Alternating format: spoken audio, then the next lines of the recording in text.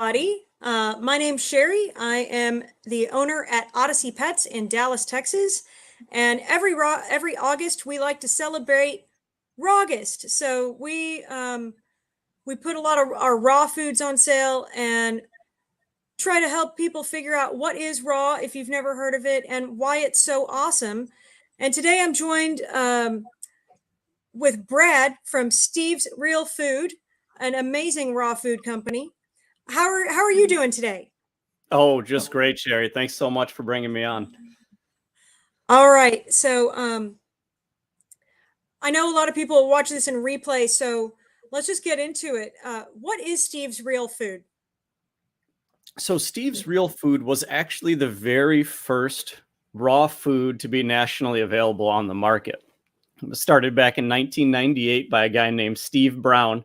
So there really was a Steve. We didn't just slap Steve on the front to make it sound all friendly. And Steve Brown was really big into researching nutrition for cats and dogs. And he actually ended up compiling one of the largest, if not the largest, food ingredient database in the pet food industry at one time. So this guy is a guru. And he was really all about sourcing your nutrients from actual foods. That was his belief that just AFCO minimums or synthetic vitamins and minerals did not do the job well enough. And so he wanted to build a food completely from real food ingredients that would bring dogs and cats to the absolute best level they could be at. I love that you brought up the synthetic vitamins and minerals. Yeah, that's a big thing to me. It is a big thing, and most people don't even think about it. But Yep. dogs and cats can't really process the synthetic very well, right? Some of the formats, yeah, I don't know how much testing has been done on some of them. And there are plenty of rumors around, certain synthetics added copper, for example, with the liver issues, which again, I don't know that there's anything solid on that, but you hear this stuff flying around. And you also have to worry about toxicities or deficiencies. Recently we saw a whole slew of recalls because of too much vitamin D in the vitamin premixes, right? Right. And so by sourcing all of these things from natural foods, and we're not taking these foods and concentrating them and pulling out what we want from this and what we want from that, we're actually using the food itself. When you do that, you don't end up with those toxicities. It's much harder to include a toxic level of a certain nutrient. So you end up with just more bioavailability, I believe, and better balance. Definitely. Well, I didn't know that Steve's, you said, was the first on the market. It was actually the first on the market back in 1998 is when Steve's was founded. It was hitting stores in 1999, I believe. Yeah, it's been around a long time. Now, since then, Steve Brown has actually moved on to other things. He loves formulating, researching, doing all this stuff. Running the company the day to day was really just not what he wanted to do with his life. And so I think it's about 6 years ago. It might be 8 years ago now. The current owner, Nicole Lindsley, bought the company. And she has just taken it absolutely into the future by building these core values into the company, sustainability, mastery of technology, which helps us reduce our overall costs and keep our food affordable. She's set sourcing standards that are almost impossibly high. They're just fantastic. We compete with restaurants for a lot of our ingredients. And she's built this core group. I mean, we're a small, lean team of really, really passionate individuals. So that's one thing I really just love about Steve's. From the ground up, this is a company that's full of passion, all the way from our packaging is all recyclable. The company that manufactures our bags is actually solar powered. Our facility that manufactures our food is hydroelectric and wind powered. So much thought has gone into every single step of the company. So I love Steve's, not just for the food, but for the company. That is really cool. That's super cool. So I want to get into like the basics here. Like what what is raw pet food, and then we'll go through some benefits of feeding raw. So Yeah. I guess I know that it sounds so simple, but let's go ahead and explain what is raw pet food. Oh, I have no clue. No idea. No, so just like you would expect, raw food is dog or cat food that has not been cooked. So when you cook your food, vital nutrients are either denatured or destroyed. The meat in many dry foods can be cooked up to 5 times, which is going to make it a lot less nutritious, a lot less digestible. So raw food doesn't use any heat. In Steve's case, we're sourcing human grade ingredients from smaller family farms. We keep our processing to a minimum.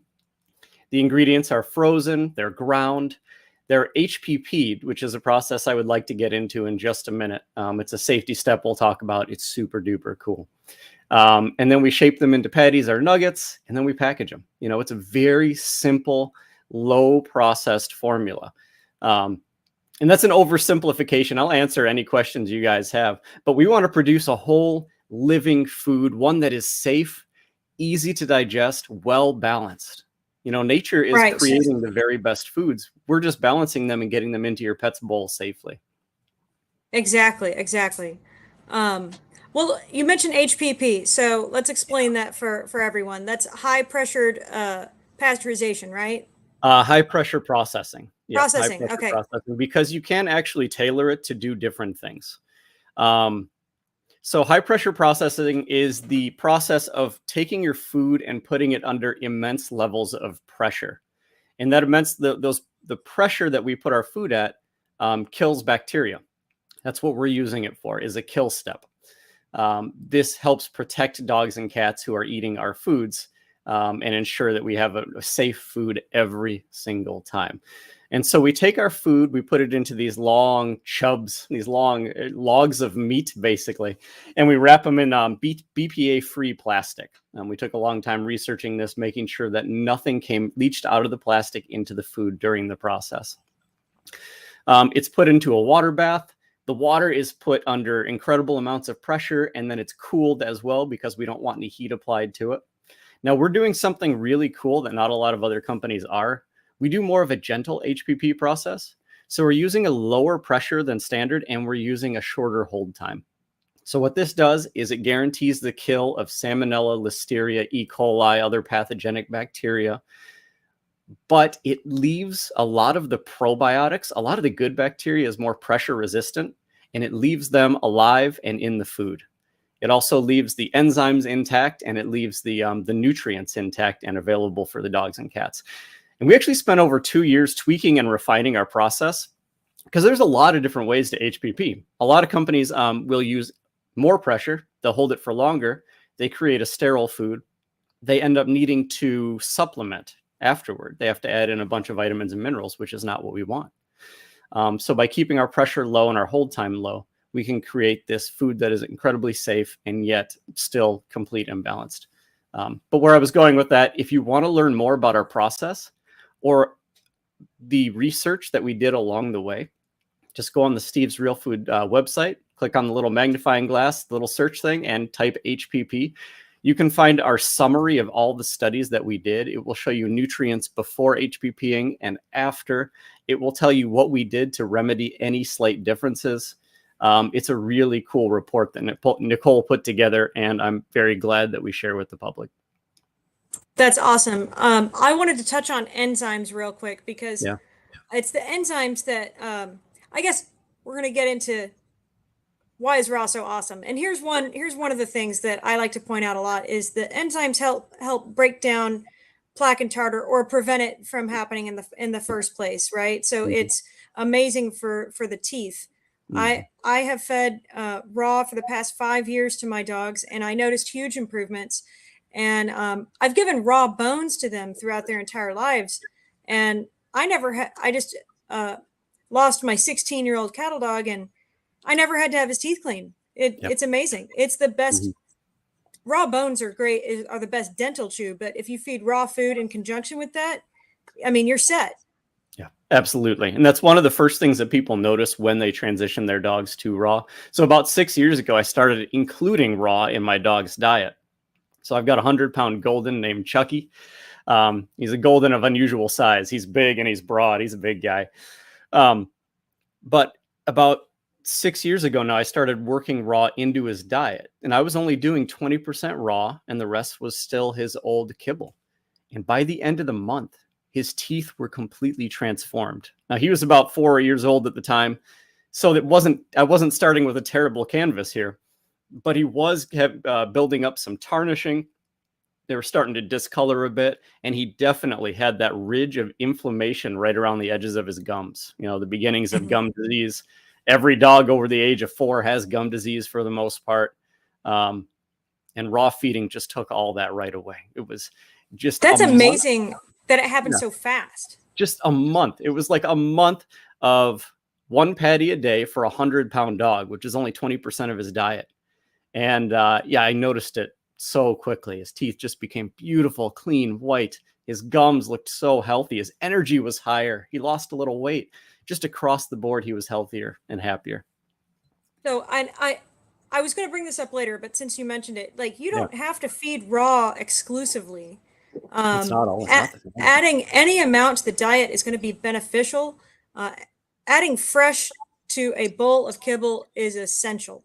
I read a study that that said if you add like 20% fresh food to a bowl of kibble, it reduces the cancer rate by like 50% in dogs. So not 100% on the science of it, but all science starts out anecdotal, right? Everything starts out with it was from Dr. Karen Becker. Dr. Karen absolutely. Becker and Rodney Habib. I heard it from them. Yep. So they're both awesome. Yeah. And and I've heard that as well. And I have definitely seen other health benefits. You know, cancer is a hard one to measure at your house. Right. But dogs have more cancer than any other mammal on the planet. I mean, really? They are on, according to the Canine Institute of Biology, the Institute of Canine Biology, they have more cancer than any other mammal on the planet. So anything we can do to help these guys. You know. That's crazy. Wow. Even more than humans. Huh. Even more than humans. Yeah, absolutely. Yeah. So other benefits, stool size, you'll have smaller poops because you're getting more nutrition out of a smaller amount of food and the body can process it easier. Yeah, you don't have so much processed starch that makes it that kind of fluffy, softer poo. And the problem with that fluffy, softer stuff is on the way out, it does not express the anal glands, which is why we end up with some of these dogs who have anal gland issues and they need them expressed all the time. With a natural diet, poo is smaller, it's harder, and it naturally expresses those on the way out. I'm glad you brought that up because I had a little dog that had anal gland problems out the wazoo. I was having to take him to the vet to have it done monthly. Oh, man. And then once I switched to raw, it all went away. His problems went away. They were getting impacted, you know? So yeah, absolutely. So that saved me from having to go to the vet once a month. It was great. Yeah, that's awesome. All of the little differences you see, it's just the health in general increasing. They just get healthier. And so all these weird little things just start going away. Energy levels will improve. Skin and coat will improve. Yes. I swore one of my dogs went through like a detox because he shed a ton.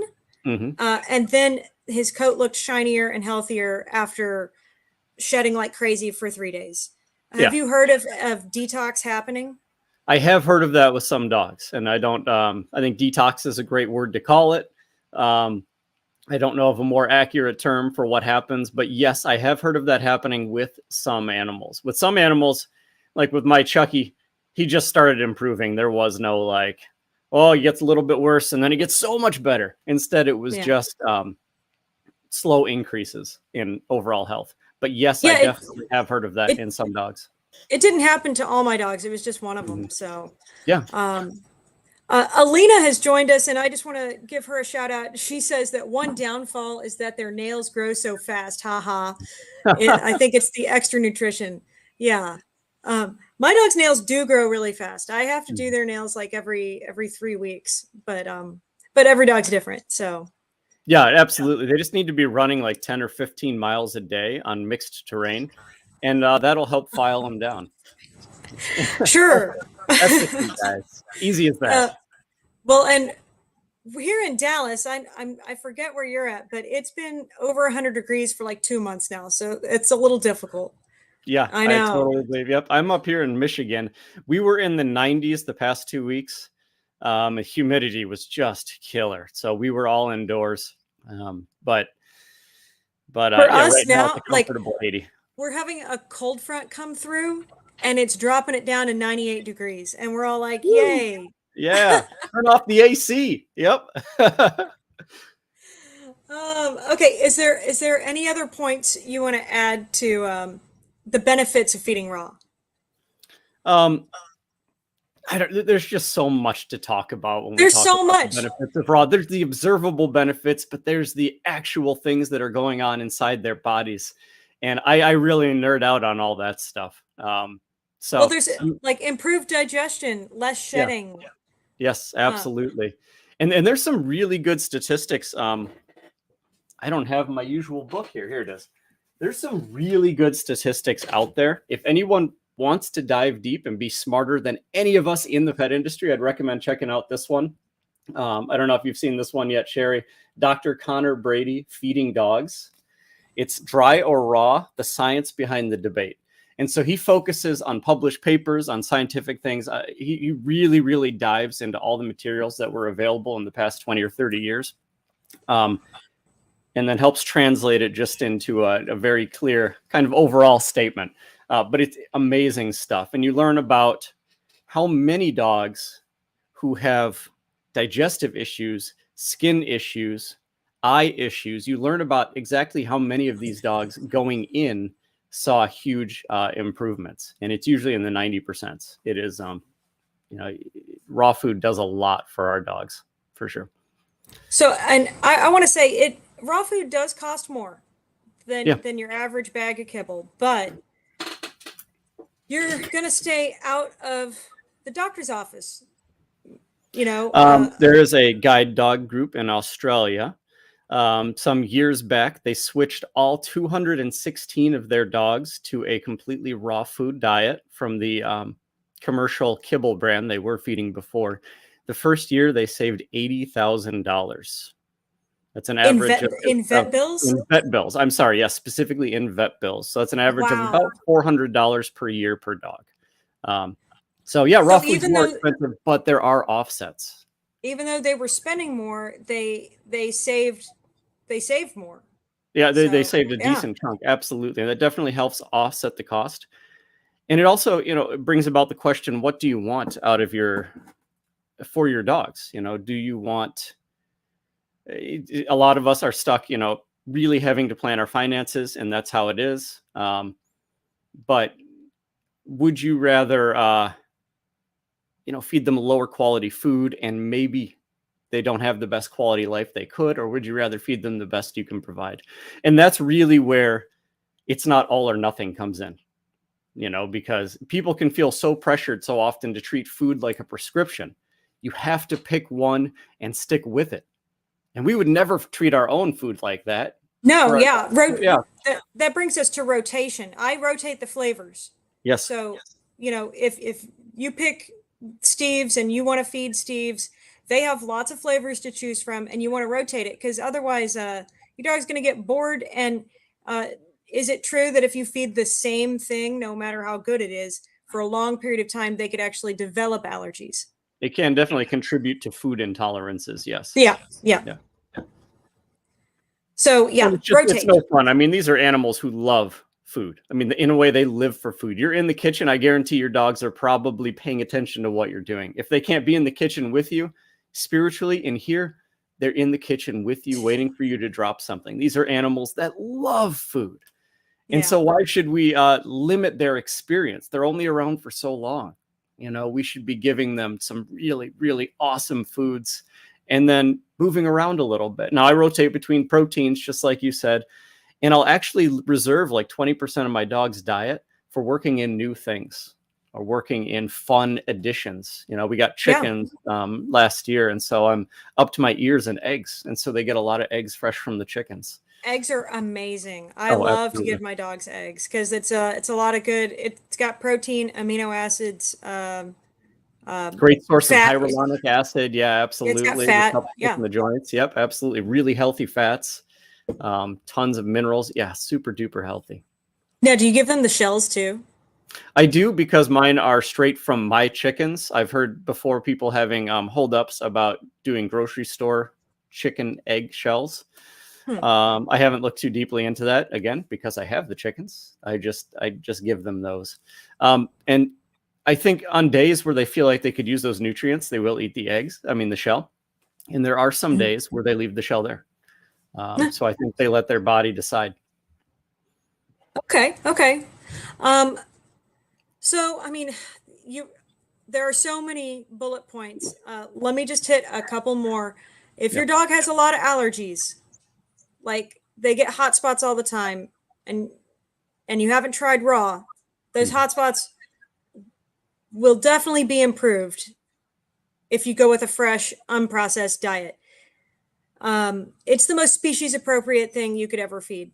So It should be I don't one of know the if you, first things you try if you're dealing with a dog who you've just had persistent issues with and you cannot find a good solution. Say you've rotated between 3 or 4 dry foods and it works for a while, but it's not clearing it up, or it doesn't work at all.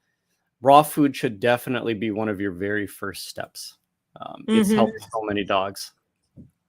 Definitely. I've seen it happen, and hey, Yeah. it happened to me personally. So Mhm. like the eye boogers, tear stains went away. Breath improves Mhm. as well. So it's yeah, and it helps with like hip and joint issues too, right? Oh, absolutely. Yeah, you're providing more hydration to the body, which is going to help keep those joints well hydrated.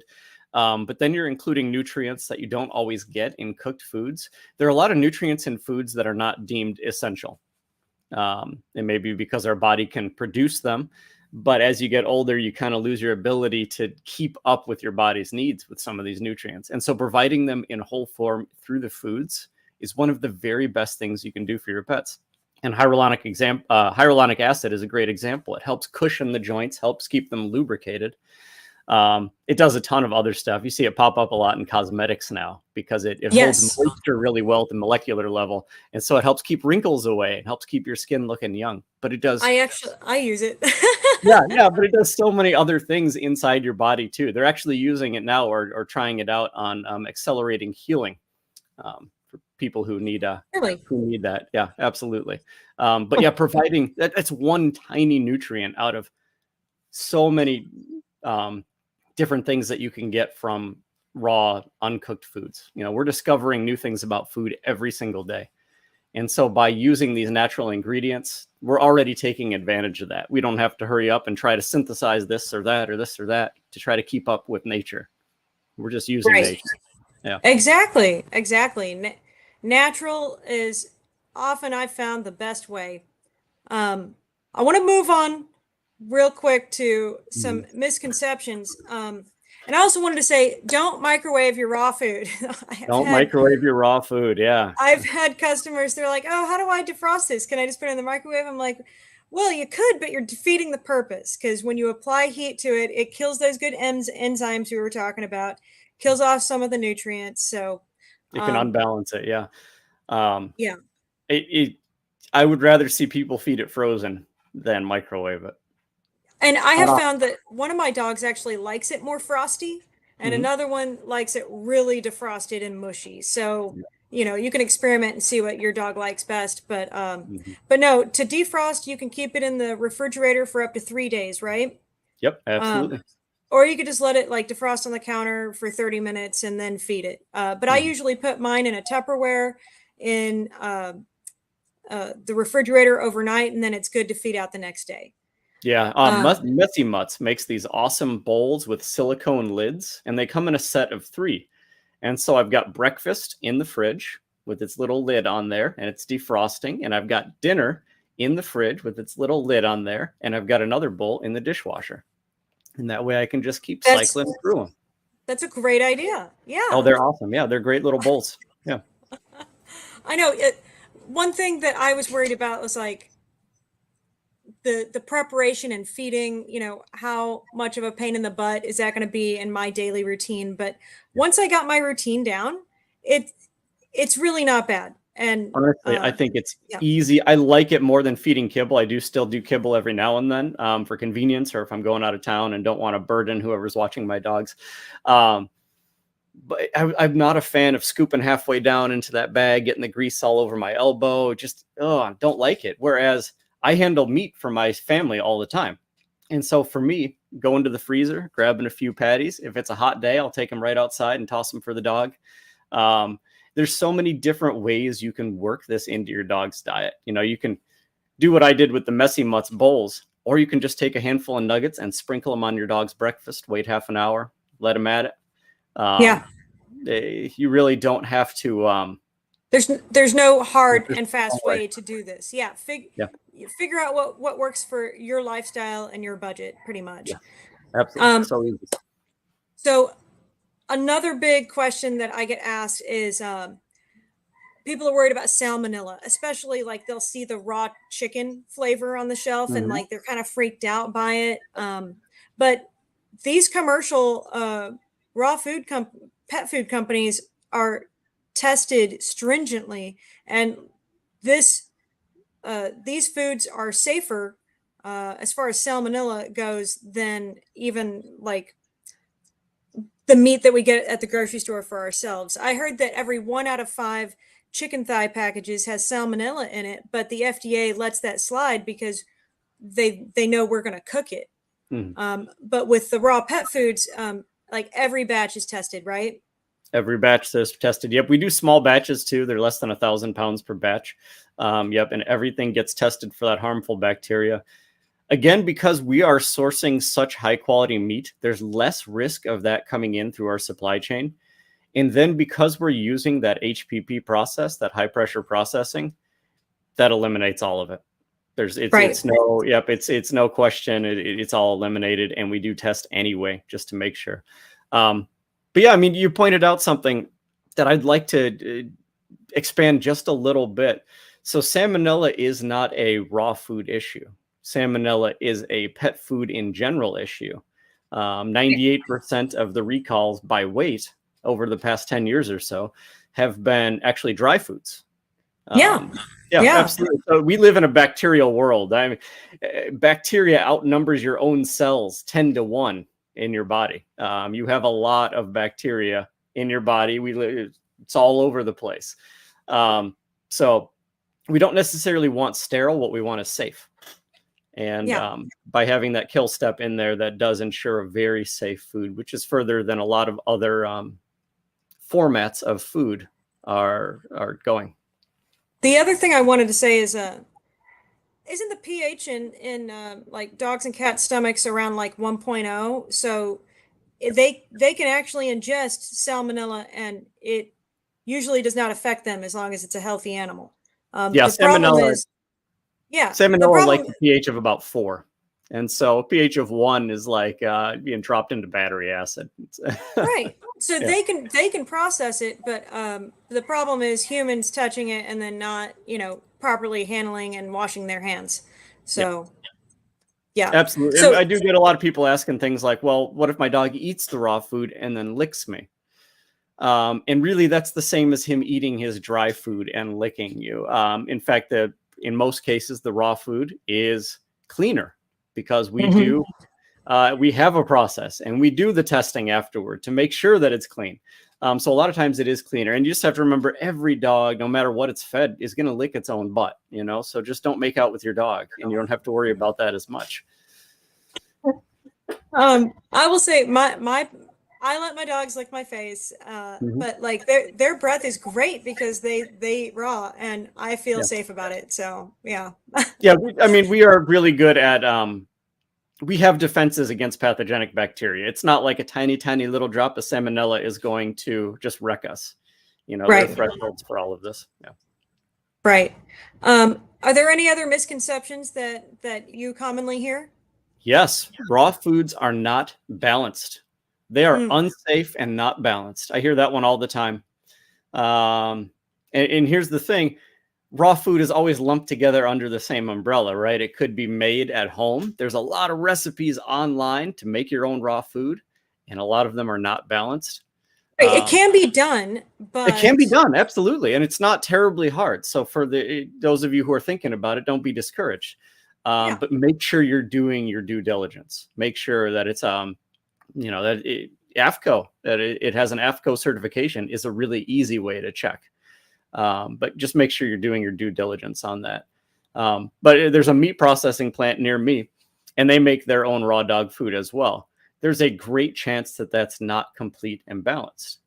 And so a food that's not balanced or not complete can cause a lot of damage. However, if the food has an AFCO statement on it, it does mean that it was formulated to be complete and balanced. So it does mean the testing was done. We do batch testing on ours as well to make sure that it is nutritionally exactly where we want it to be.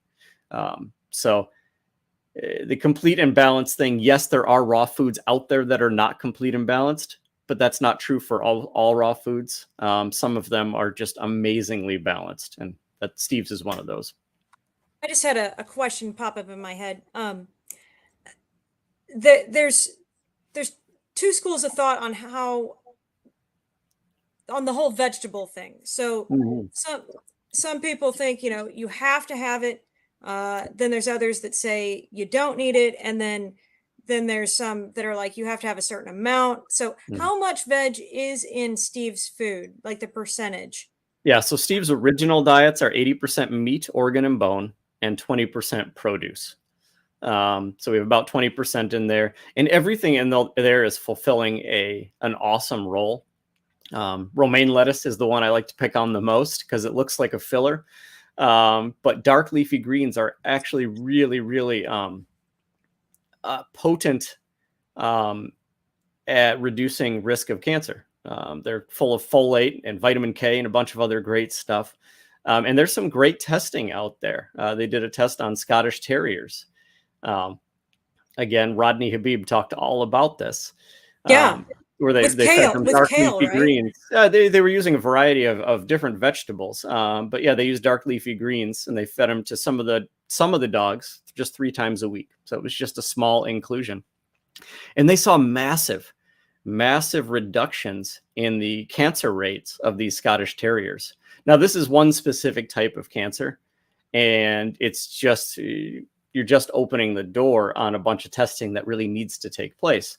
But it's already telling the story that we all know, that if you include real foods, real fruits and vegetables and real food, then you're going to see a healthier animal.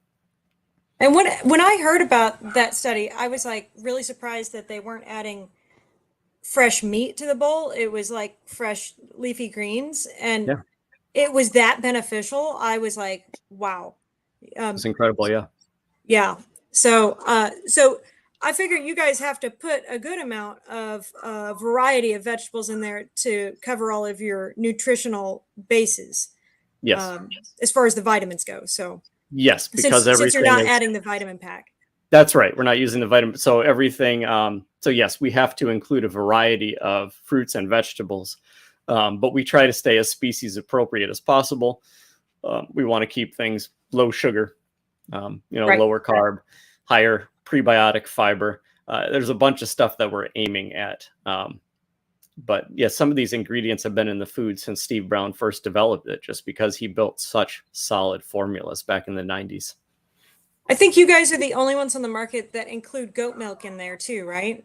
That's something that really sets us apart. We all know that goat milk is full of some awesome benefits, great source of probiotics, prebiotics, fantastic source of food-sourced enzymes, great source of vitamins and minerals. In fact, we put it in our own baby formulas. That's how good this stuff is. We trust it with our own kids' lives. So we all know that it does have some serious benefits for our dogs and cats, and you see the difference when you start working it in. We wanted to make that easy for people, and we wanted to reap the benefits of that goat milk with every single bite. And so, yes, goat milk is a big differentiator for us. It's right there in every one of our formulas. I think it may help with the flavor too. I don't know. My dogs really like it, so. Yeah, absolutely. I don't know if this is true or not, but I almost think I can smell it on certain formulas where you can kind of get that slight goat milk. Yeah, my Yeah, dogs love it though. Absolutely. that's awesome. Um, I want to, were there any other misconceptions you wanted to touch on? I mean, those are the two biggest ones: bacteria and balance. Balanced. Yeah. Parasites, another concern. Not as often do we hear parasites, but on the helpline, we do get it decently often. I have some people who don't want to buy pork, I think, because of that. Yeah, worried about trichinella. Yeah. Yeah. But I figure it's tested. It is. Yeah, all yeah, that. we do Yeah. testing, and none of the parasites in raw meat can survive freezing. Good to know. They can survive short-term freezing and higher temperature freezing. So if you just toss meat that you harvest from the wild into your freezer that you keep your ice cream in, and you pull it out 3 weeks later, you may not get that kill. But because we're using negative 27 degrees is where we hold our food at the facility, they cannot survive it. It kills them very, very quickly. Nice. Okay. Yeah, absolutely. But that is something that we test for as well. Because we're using such clean sourcing, it's really not something that we have to worry about as much, because we're not going to commercial concentrated animal feeding operations, and we're not harvesting wild animals except for fish. And you guys source from like smaller farms, right? Yeah, absolutely. Smaller farms. We want to make sure that they fit our ideals. We want to make sure that they're raising their animals humanely. We'd love to see them using natural practices. Our chickens get to go out into sunlight, which is super rare in the chicken rearing industry, but it actually makes them more nutritious. They process the vitamins in their body differently, and so it makes them more nutritious. So yeah, we very, very carefully vet all of our sourcing, and we're transparent about it. You can see it all on our website. Which I'm going to plug at the end. But I want to open it up. If anybody watching right now has a question for Brad or me, drop it in the chat. Otherwise, if you're watching this in replay and you have a question, you can always message the Odyssey Pets Facebook page. You can email us at info@odysseypets.com. Or y'all's website is stevesrealfood.com, right? Yep, easy to remember. Yeah, so just reach out if you have any questions past this live event here. But yeah, stevesrealfood.com. You can go there for any extra resources. We are odysseypets.com. And did you have anything else to add, Brad, before I sign us out?